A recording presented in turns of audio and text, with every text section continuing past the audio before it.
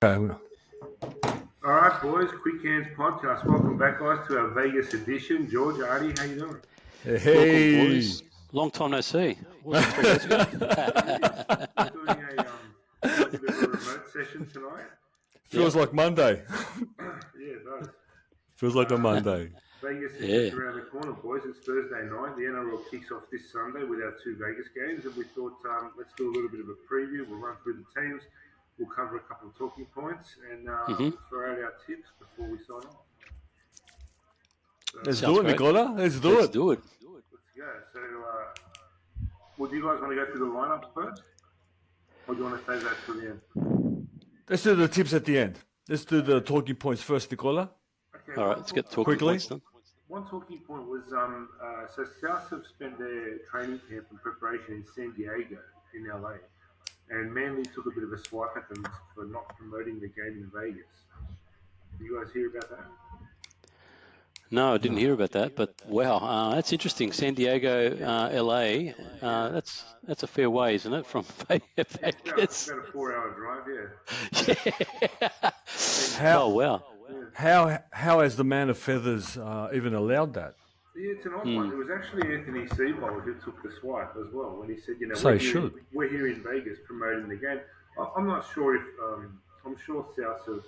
Well, I'm not sure because I actually saw footage of them playing gridiron on the beach. So that would be San Diego, not Vegas. Okay. There's no beaches in Vegas.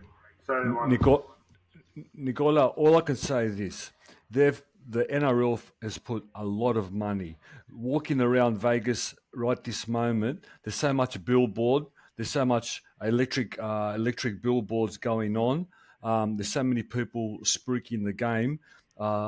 There's ads on the television and on radio. So they've put a lot of effort. They put their money where their mouth. So I don't know how Valandis has let this one slip past. I can guarantee you next year there'll be no one at San Diego. it's an odd one. It really is. They might as well be training here and fly over tomorrow.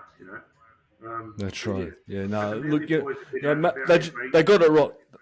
I don't mind it. They got. I don't mind it. No, They're look, spreading the love, mate. They're going to a different state, promoting the game there. Vegas is a transit state, mate. There's a lot of tourists there, so they're going to a state where there's a lot more people that might get some interest in this. So I actually don't mind it. I reckon it would have been good if each team went to a different state to train to spread the love, and then they end up in Vegas, so they can sort of represent each of the states or something. We'll get some fans behind it because. So, Adi, are you suggesting that they're promoting in San Diego? Is that what's happening? If that's what's happening, I'm cool with that. Basically, all I'm saying is they're promoting NRL in the USA. Doesn't matter which state, it's promoting it in the US. Yeah, I'm good if they're actually promoting. Yeah. I think considering their goal really is to sell out the stadium, I don't believe it has yet. I think they're at about 35,000, which is good. I don't know many people will travel from San Diego. They'll probably be better off in Vegas. But there'll be 60,000. They say.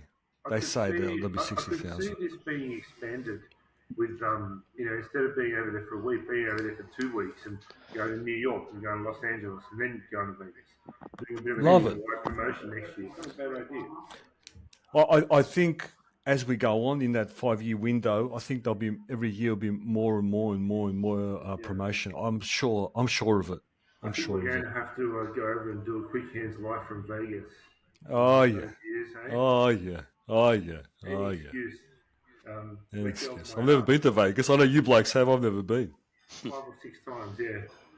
Yeah, it's pretty good. So there's some issues with the size of the field as well. It's a shorter field than what our typical NRL size fields are. And narrower. And narrower. So that'll certainly impact the kicking game. Maybe we'll see more 40-20s. I'm not sure, but I think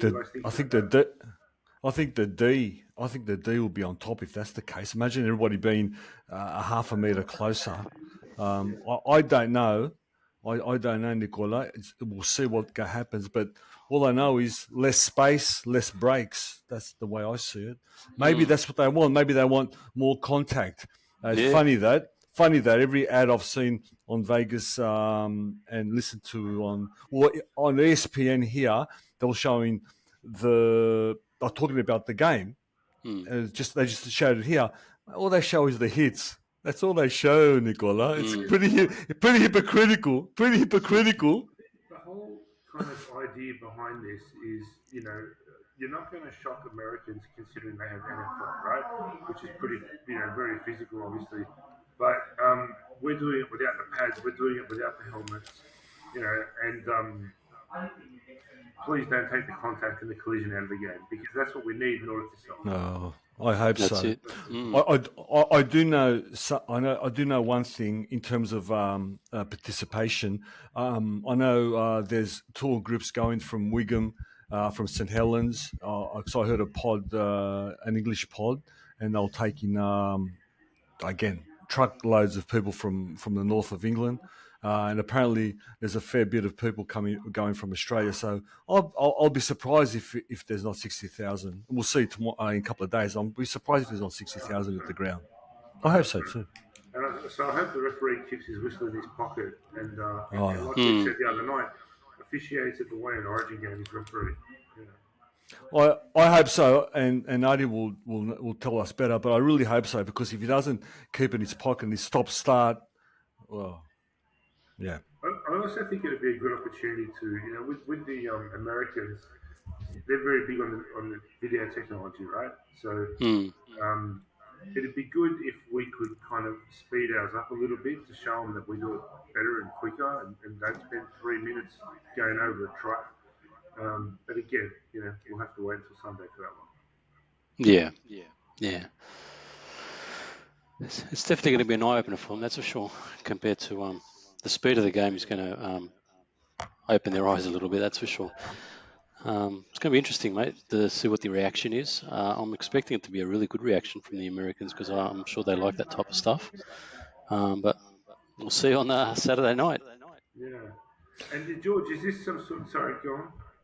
No. I was just saying, Americans who play rugby all around the place are jumping on buses. Apparently, they've organised tours. The rugby clubs, Beautiful, and they're coming too. So, in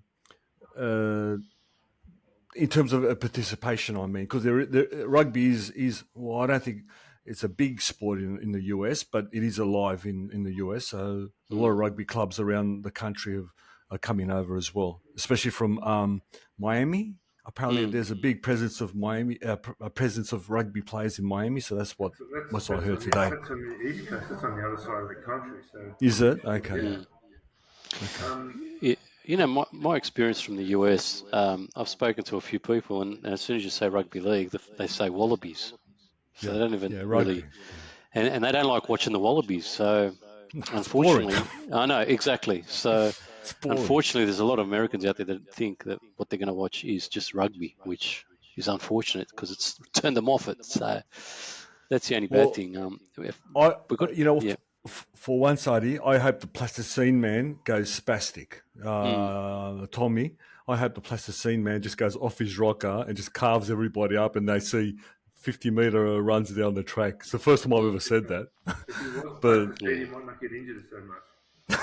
I imagine if he gets injured again. I just want to say last thing is I watched The Manly Way. Loved it. Loved it. Yeah, loved it. Adi, you got to watch The Manly Way. I love it. It's on Foxtel. Love it. Did you watch it on Foxtel as well? Is that watched on YouTube? I loved it. I loved it. The episodes? Yeah. The third one is up now. I think it's sorry, the third. Total. Oh, okay, maybe, so I'm on the third. Maybe it's different on Foxtel, but on YouTube it's in 6 parts. Okay. Well, I'm on the third one now. It's outstanding. It's outstanding. George, you want to tell us a little bit about Chairman Valandis has some plans or some ideas about splitting the league into 2 conferences? Yeah, very, very, very quickly. There was an article in today's, I think, Daily Telegraph. His vision of the game, and what he wants to do is have 2 conferences of 10 teams each. He basically doesn't want Sydney teams to leave Sydney. It's going to be a bit harder for Brisbane teams, Pacifica teams, and WA teams, but he wants everybody to stay in his regions. Everybody plays each other once, and then they have everybody plays each other once, Artie, and then they have like the American 2 conferences, and they have a Super Bowl sort of thing. So that's his vision. And Well, that's a short league. Then it's only 9 games. really, If we only play each other once, yeah. once everybody and your group second time. Oh, okay, that makes more sense. Yeah. Yeah, so everybody once. Like you play your side, then the other side, then you play your side again. Can't we just go back to reserve grade? Does that work? That's what he said. Reserve grade. You used to enjoy it. Watching reserve grade was like watching first grade because it was full of ex or Back fringe then. first graders. Back then, yeah. I actually like that idea. I think that's fantastic. If they propose that? It's really good. You know what? I think it's the today version, because basketball have play-ins. I think we're going to have play-ins as well. So if you don't make the 8, the number 8 drops back and that has a play-in to get into the semi-final. So I think, you know what, I like the idea, and especially if we're going to have a Perth team, especially if we're going to have another New Zealand team, which will be a Pacifica team, especially if we're going to have a Papua New Guinea team. I love it. Bring it on. He's going to do it quick too. He's jumping on it. And how would that affect? I suppose 2 questions. One is the salary cap working, and if it is, or even if it isn't, how will it work in that setup? That's a good question. The salary cap is worth it. Ari, can you do me a favor? Can you take over this one? Tell me why we should watch inferior rugby league, because we have to have everybody even, and we're stripping. We're denying ourselves of watching an outstanding rugby league team of Penrith. We deplete them every year to bring them back. Instead of chasing a team to get everybody to get better, we're bringing them back to the party. I don't know if you noticed, they haven't been pulled back yet. But they will. I think this year. You'll see is the last straw. How many they've been They get ripped 3 or 4, 3 players and 1 superstar every year. How many years can that go on? Other teams like yours benefit by getting half of their team, right? They get to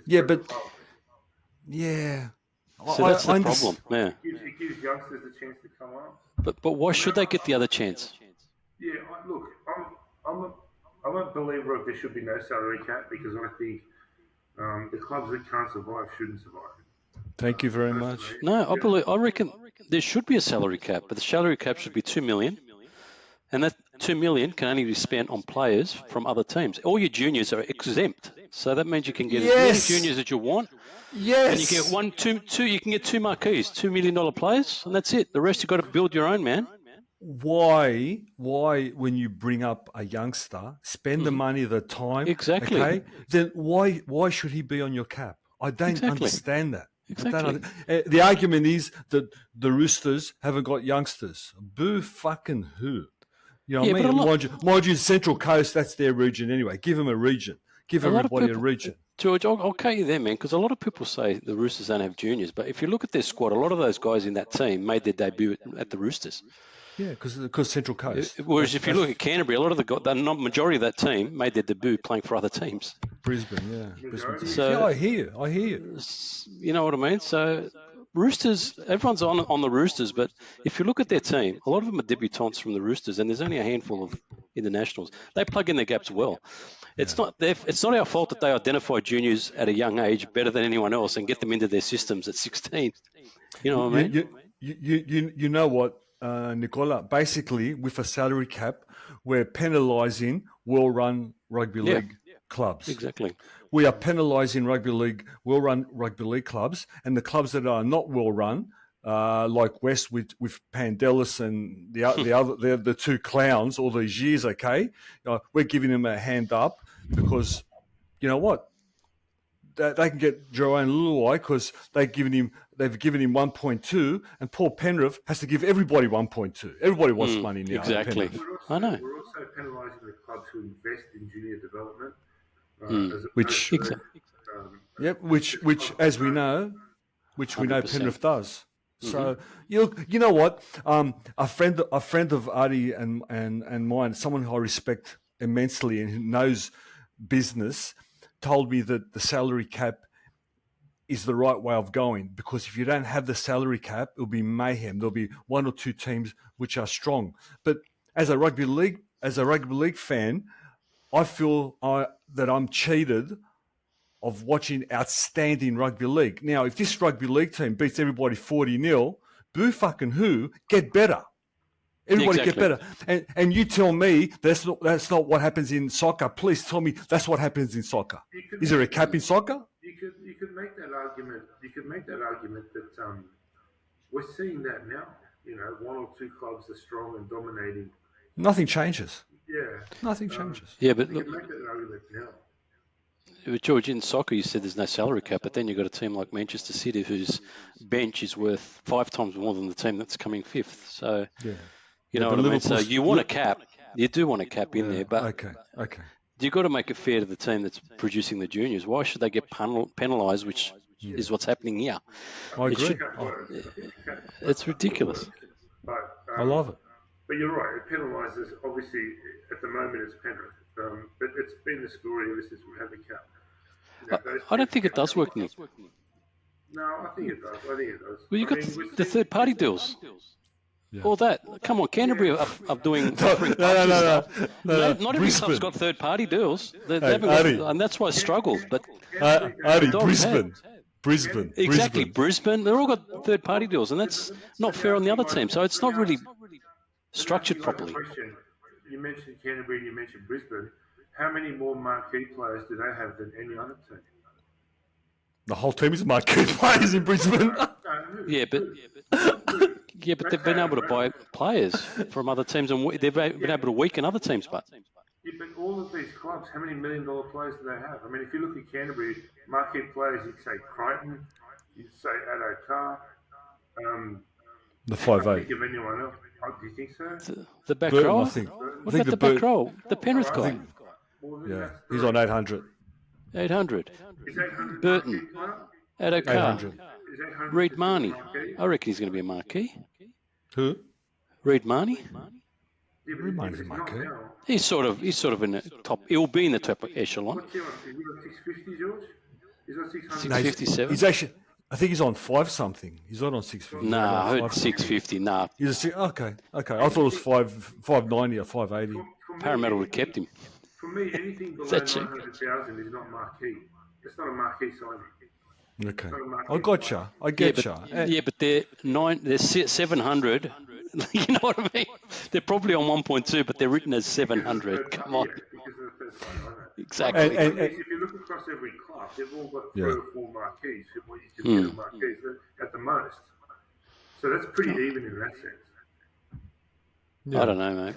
Who's the marquee in Tigers? At the moment, I suppose Coruscant and Jerome Luai when he gets there. When he gets there. And the Dream. The Dream. And they've got a good... The Dream's a rookie. And they've got a junior base. Yeah, they have got a junior base. Yes, exactly. And they've got no marquee, one. But that's a bad example. You're talking about a team that's come last 2 years in a row.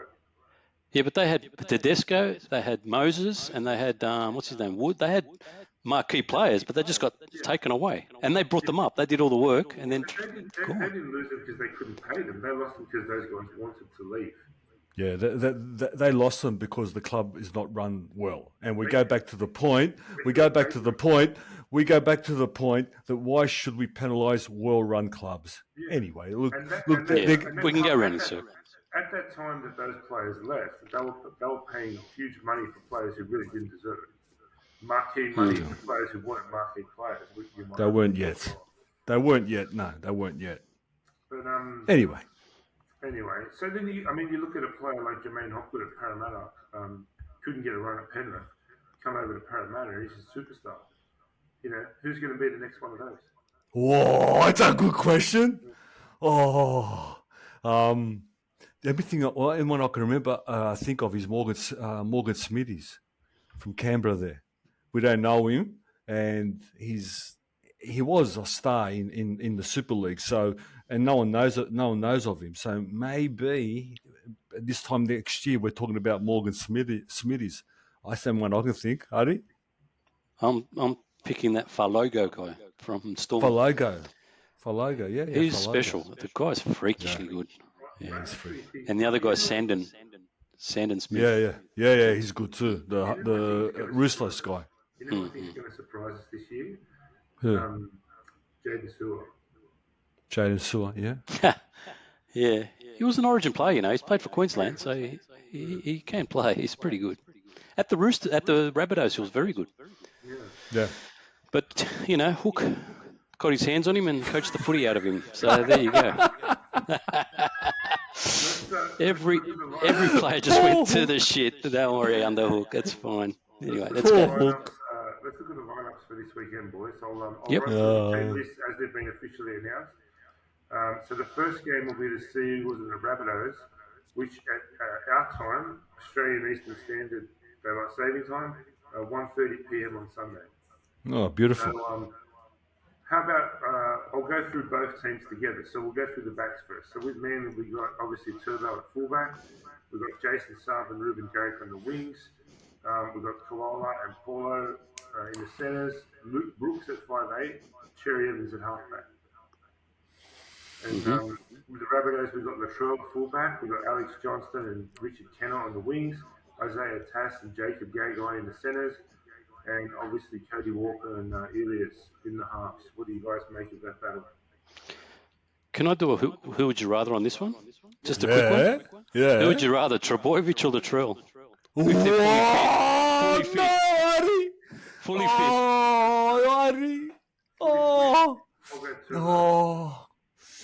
Why have I got this fascination with Latrell? Why? I know everything is wrong about him. He's not my type of player, but when I see him want to tear a team apart, mind you, the amount of plasticine does the same thing. But when I see Latrell wanting to tear a team apart, I'm going Latrell. Latrell? I ask you a question. Why you got to think? Because you like being disappointed.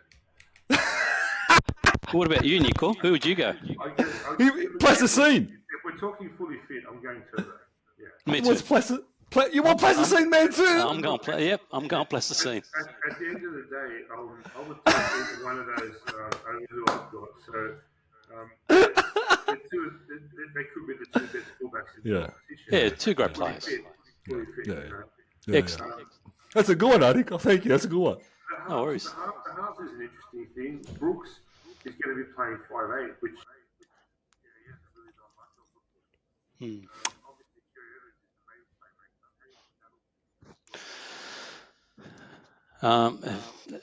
playmaker. I heard Cody Walker's got a bit of an injury cloud, so he might not even be 100%. And if that's the case, then I think South might struggle a little bit. But last I heard, he's not 100%. He might have a little bit of a niggle. So we've got to keep an eye on that one. But yeah, it's going to be interesting to see Brooks and the dynamic of Brooks and Cherry Evans together. I think it's going to be something good. Brooks will go to the next level.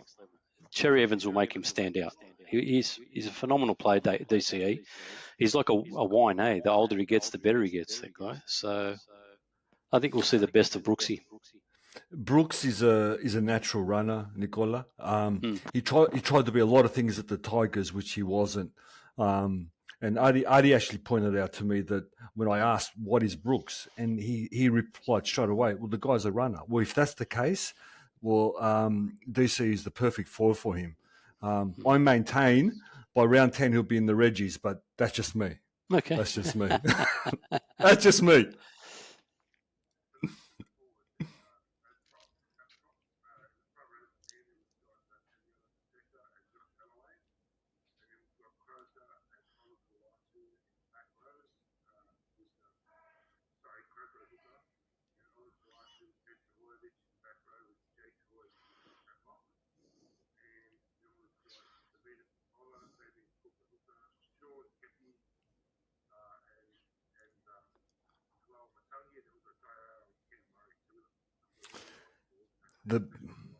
Both packs are good.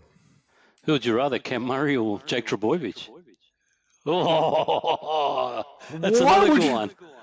Oh, you're killing me. You're killing me. You're killing me, Artie. You're killing me. You're killing me. You know what? I'm going to go Muzza. I'm going to go Murray. I don't know why. I'll go Murray. Me too. I'd go Murray, yeah.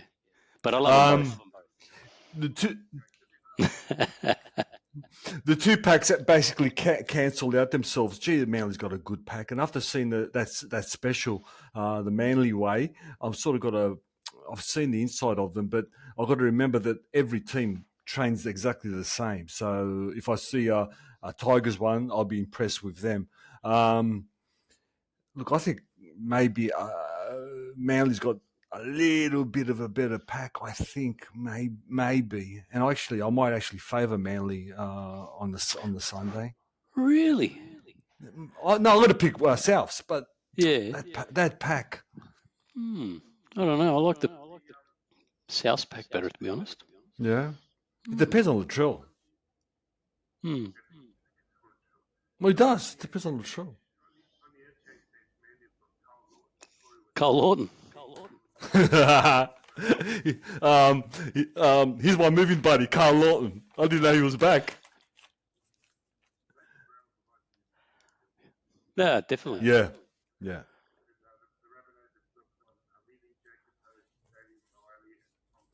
Top bench. That's a really good bench for the South.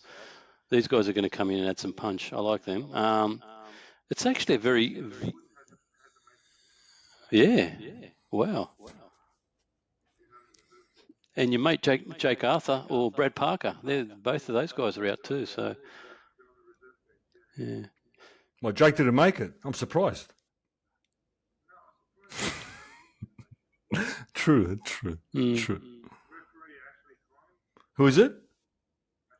Ashley Klein. Of course it is. Oh, God. Yeah. Yeah, just don't give him a whistle. Just I hope he forgets his whistle in the dressing room. Doesn't matter. One thing I want to point out for you guys, this will be the first game that's played, round one game that is, that's played overseas since in 117 seasons. Oh, yeah. That's a long time, buddy. That's huge. Wow. First NRL fixture.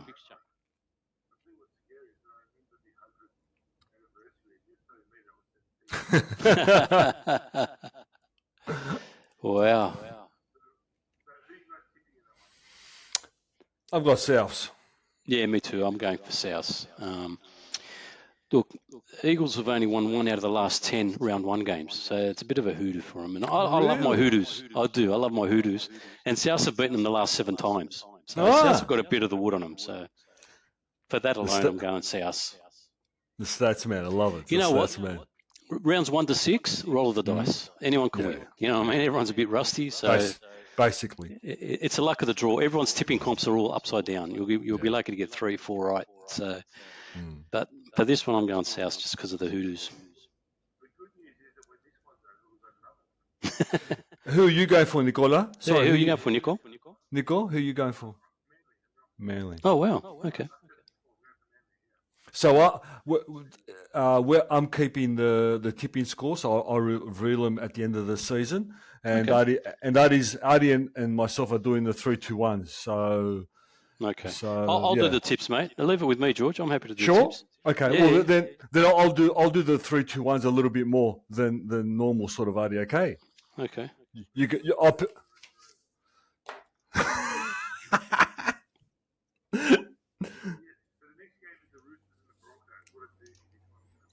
The Roosters and the Broncos. Oh.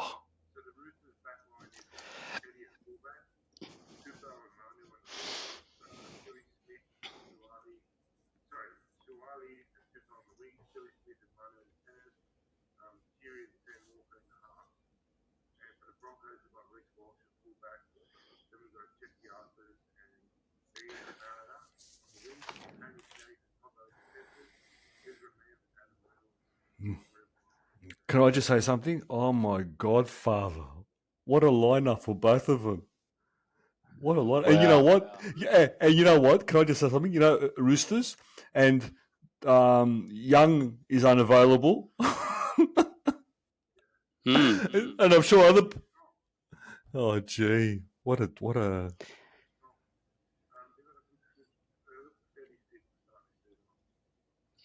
Yeah, that's 2 crazy backlines. Yeah. Sorry, how do you go? I was just going to say, who would you rather, Luke Keary or Adam Reynolds? I'd go Luke Keary. Yeah, I love Luke Keary. yeah. Oh, I I don't know. like Luke. I like They were Luke. both together at one stage. But yeah. They won a comp together. So. Oh, fuck. Ezra. Oh, no. Ezra. I love Ezra. Ezra. I love Ezra. Ezra. He's my favourite. He's my favourite. And you...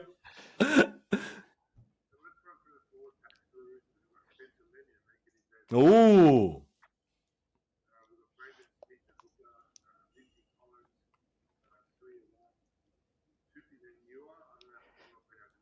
I'm looking forward to seeing him back. Mm. Oh.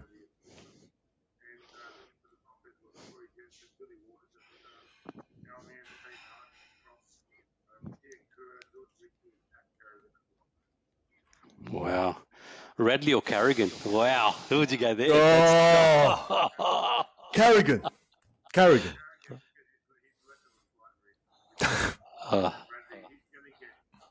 I love No, Radley. for sure. For sure. Me too. Go the Radley. Me too. No, man. Radley all the way. I love the back rows. I reckon it's going to be a battle of the back row. Wong, Tupanua, and Radley versus Piakura, Ricky, and Carrigan. That's a monster battle. I love it. Whoa. That's I can't wait.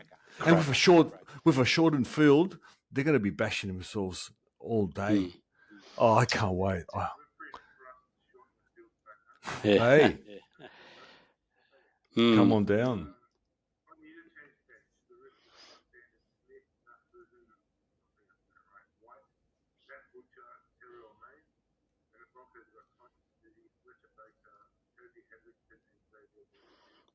Shit.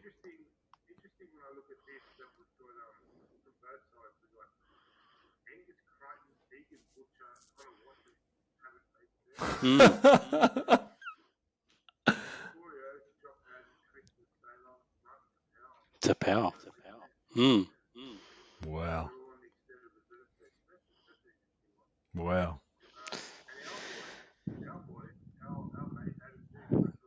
Guaranteed to be a good game. That's good. Guaranteed They've got the right man for the right game.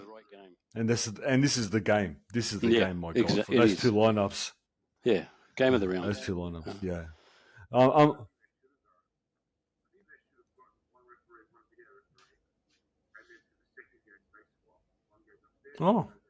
Yeah. That's a good idea. That's true. Yeah, that's a good idea. I'm going the Chooks, mate. I think the Chooks will get them. They're in for a big year. Looking at this squad, I tipped Penrith, Brisbane grand final replay, but I wouldn't be surprised if it's the Roosters taking one of these guys out. But the quality team, I think Brisbane will be good too, but I think that little scuffle they had, a bit of bad press between Carrigan and what's his name, the half, Adam Reynolds, might have thrown them off a little bit. I don't know. They might have a bit of a hangover from losing a grand final as well. So sometimes teams usually get a bit sluggish at the beginning. So yeah, I'm going South for that. Roosters for that. Yeah, I'm tipping Roosters for no real reason. That I look at the list and I'm in awe. I wish my team was that good. You know what I mean? It's ridiculous. That's ridiculous, that list. And just for the record, sorry mate, just quickly, Roosters have beaten the Broncos 5 out of the last 7, so they've got a bit of good form against the Broncos as well. So that's another one. Sorry, Nico. Who are you saying? Who are you tipping, Nick?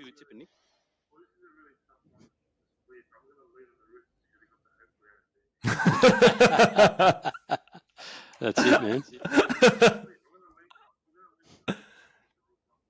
Yeah.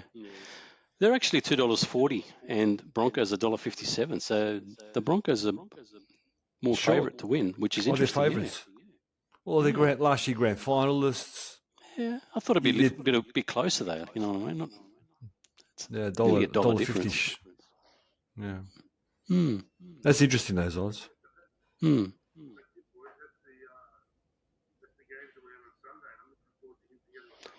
Can't wait. Yeah, they're going to be crackers. Can't wait. Thank you for coming on. I'm sure there will be fireworks because I think they'll be instructed to do fireworks. I think maybe, but Thank you for the emergency pod, guys. I thought we'll get one out for the fans. We had a bit of a controversy corner and talked a bit about the game. So thanks for coming on. It's been 35 minutes, and I promised 40. So guess what? We actually done it for once. That's not a 2-hour pod. You know what the good thing about this is, George? What's that? At the end, you can say Happy Rugby League because it's actually a round play. Rugby League. I got my personality back. I said that. That's it. I actually have conversations with people now. instead of just putting my head down and walking past it, they might actually ask me about something which I don't know or I don't care. There you go. That's a pleasure, mate.